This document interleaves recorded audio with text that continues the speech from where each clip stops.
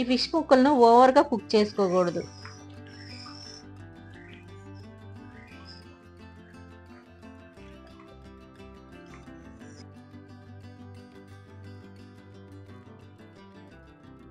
fish ముక్కలు ఉడికి నూనె పైకి తేలిన తర్వాత గసగసాలు కొబ్బరి పేస్ట్ వేసుకొని